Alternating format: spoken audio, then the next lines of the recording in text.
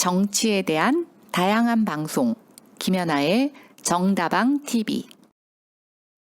신도시 건설에 대해서 입지를 어떻게 정할까요? 우리는 1기, 2기, 3기 신도시를 맞이하고 있습니다.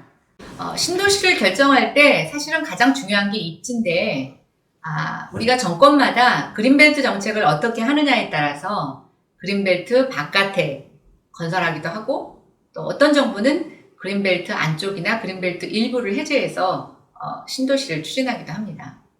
1기 신도시는 일부 그린벨트를 해제했습니다. 그럼에도 불구하고 서울에서 한 10km 반경 떨어져 있습니다.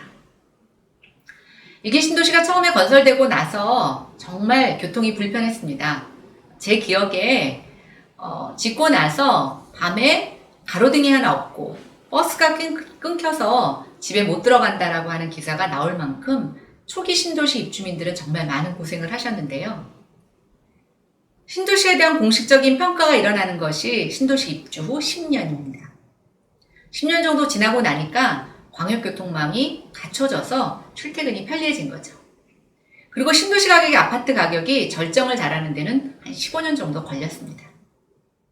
이렇게 1기 신도시가 완공될 쯤 다시 서울 내에 집값이 폭등하게 됩니다. 정부는 재개발 재건축으로부터 야기된 서울 시내 집값 폭등을 억제하기 위해서 또다시 2기 신도시 정책을 발표합니다. 그때는 참여정부 시절이었고요. 831 주택공급정책에서 2기 신도시가 발표가 됩니다. 근데 참여정부는 사실은 국토균형개발, 수도권으로의 집중 완화라고 하는 정책 기조 때문에 수도권 신도시의 입지를 1기 신도시보다 더 멀리 잡게 됩니다. 서울로부터 반경 거의 30km에 육박하는 지역에 지구로 말하면 동탄, 화성, 파주 이런 쪽에 신도시가 건설이 됩니다. 그때도 역시 강남 집값을 잡겠다고 시작한 주택공급 확대 정책이었습니다. 많은 사람들이 거기다 지어서 강남 수요를 분산할 수 없다고 얘기했지만 정부로서는 서울에 가까운 곳에 신도시를 지정할 수 없었죠. 이 신도시는 그 이후에 글로벌 경기 침체와 여러 가지 부동산 시장의 악재를 만나면서 지금도 건설 중입니다. 돈도 더 많이 들고 시간도 더 많이 들었죠. 그러나 2기 신도시가 끝나기도 전에 서울의 집값이 다시 오르자 정부는 3기 신도시 건설 카드를 내놓았습니다.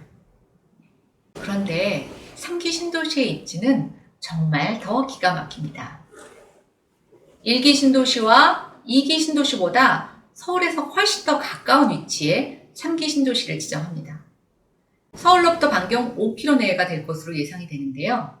공교롭게도 이 지역은 대상지의 90% 정도가 다 그린벨트 지역입니다. 결국 그린벨트를 대대적으로 풀겠다는 정책으로 해석이 됩니다.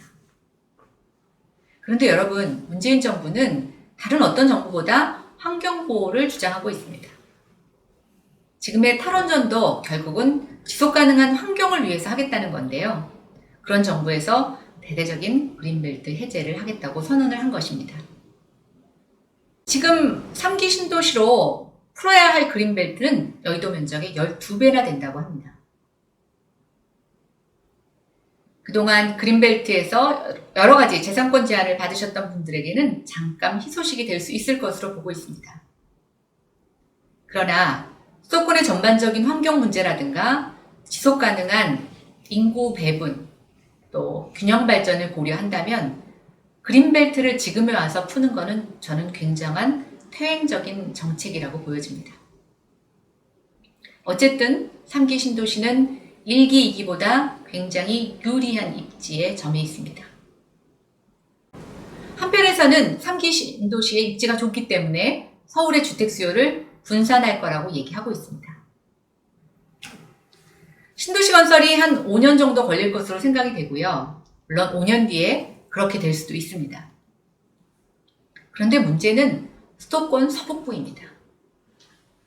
수도권 서북부는 1기 신도시와 2기 신도시가 연접해 되어 있는 지역일 뿐만 아니라 사실은 수도권 서북부의 재개발, 또 보금자리 지구를 통해서 주택 공급이 이루어졌던 MB시대의 주택 공급이 만나는 지역입니다.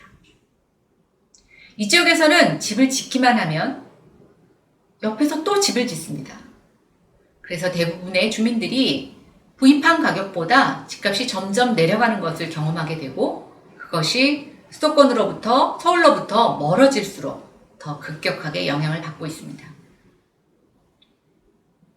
일단 서울에서 인구가 분산되는 효과가 과연 서북부 쪽으로 얼마나 갈 수 있을지는 저는 교통망이 관건이라고 생각이 됩니다.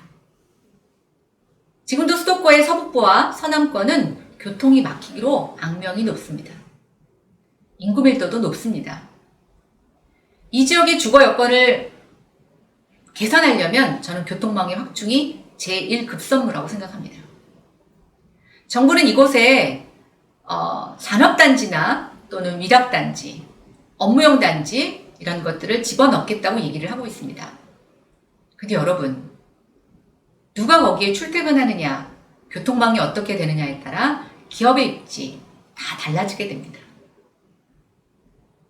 어쨌든 3기 신도시를 통해서 서울의 인구 분산 효과는 크지 않을 것으로 보고 있습니다. 대신 수도권 외곽에 사는 분들은 어떨까요?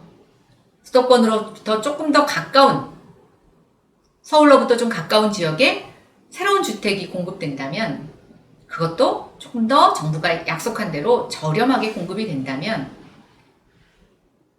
외곽에서 중심으로 이동하기는 더욱더 쉬워질 거라고 보고 있습니다. 애시당초 예단했지만 3기 신도시는 서울의 강남 집값을 잡는 것과는 정말 아무런 영향이 없을 것으로 생각이 됩니다. 여전히 강남을 대체할 수 없는 신도시 입지라는 비판은 벗기 어려울 것으로 생각이 됩니다. 종합해서 말씀드리자면 3기 신도시의 입지는 지역민의 수요도 고려한 것이 아니고 1, 2기 신도시도 고려한 것이 아니고 오로지 정부가 손쉽게 할 수 있는 방법, 그린벨트를 해제해서 주택을 공급할 수 있는 방법을 선택한 공급자 위주의 선택과 정책이었습니다.